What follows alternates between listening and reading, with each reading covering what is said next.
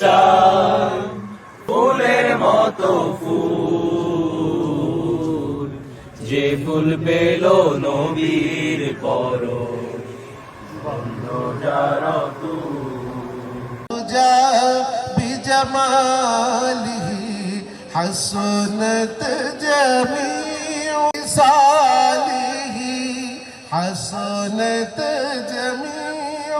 خصاله بلغ العلا প্রায় 16-17 বছর ধরে আসলে এই জিনিসটা ঢাকায় বিশ্ববিদ্যালয়ে বা বিভিন্ন বিশ্ববিদ্যালয়ে এটা পালন করা প্রায় বন্ধ হয়ে গেছিল।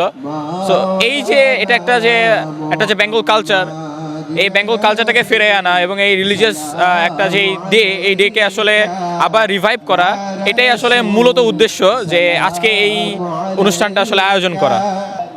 অনেকেই আসলে এই সংস্কৃতিগুলো জানতো না প্রথমত, সো তাদের কাছে এই জিনিসটা একটু নতুন লাগতেছে এক প্রকার, এবং দ্বিতীয়ত তারা এটাতে আসলে ইউজ টু হইতে পারতেছে, কারণ এতদিন পর্যন্ত তারা যা বিশ্বাস করতো ওই কালচারটাকে তারা আসলে ওন করতে পারতো না, বা তারা ওই জিনিসটাকে দেখতে পারতো না। অর্থাৎ আমি বলতেছি একটা কথা বাট করতে পারতেছি না ওই জিনিসটা। এখন যেটা হইতেছে যে এখন তারা যে জিনিসটা বলতেছে বা যে জিনিসটা করতেছে, তারা সেই জিনিসটাকে আসলে মানে ফ্রুটফুলি আসলে বাস্তবে সামনে উপস্থাপন করতে পারতেছে। এক, দ্বিতীয়ত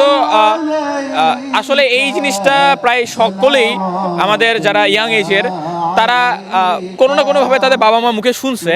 কিন্তু কখনো এটা দেখতে পারে নাই, এবং তারা এখন এটাকে যখন সামনাসামনি দেখতেছে এবং তারা এটাকে পালন করতেছে থ্রু উইথ দেয়ার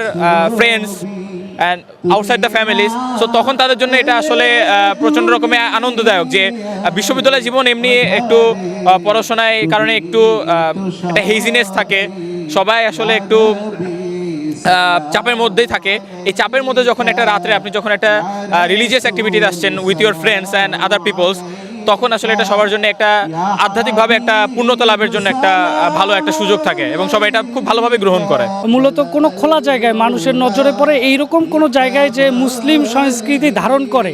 এরকম কোনো অনুষ্ঠান হওয়া এক প্রকার অলিখিতভাবে নিষিদ্ধ ছিল, এবং ইন্ডিয়ান যে সংস্কৃতি, যে সাংস্কৃতিক আগ্রাসন, তার বিরুদ্ধে দাঁড়িয়ে এখানে মুসলমানদের সংস্কৃতি নিয়ে কথা বলা এবং মুসলমানদের সংস্কৃতিকে প্রমোট করার মতো কোনো অনুষ্ঠান বাংলাদেশে সম্ভব ছিল না। কিন্তু আমরা 5ই আগস্টের পরে 2024 5ই আগস্টের পরে আমরা ফ্যাসিস্ট সরকারকে যখন এখান থেকে উৎখাত করতে পারছি, তাড়াইতে পারছি, তারপরে আমরা দেখতে পাচ্ছি যে আমাদের ভিতরে এখানকার এই অঞ্চলের যে মুসলমান, তাদের যে সাংস্কৃতিক যে বিকাশটা সেটা শুরু হয়েছে, এবং সেটার ধারাবাহিকতায় আমাদের এখানে শবে বরাত এবং বিভিন্ন জায়গায় কোরআন তেলাওয়াতের অনুষ্ঠান সহ আমরা এগুলো আয়োজন করতেছি। ঢাকা বিশ্ববিদ্যালয়ে এই বটতলায় কোরআন তেলাওয়াত এবং এই শবে বরাতের জন্য কাওয়ালি বা এইরকম ছোটোখাটো বিষয়গুলো নিয়ে কিন্তু অনেক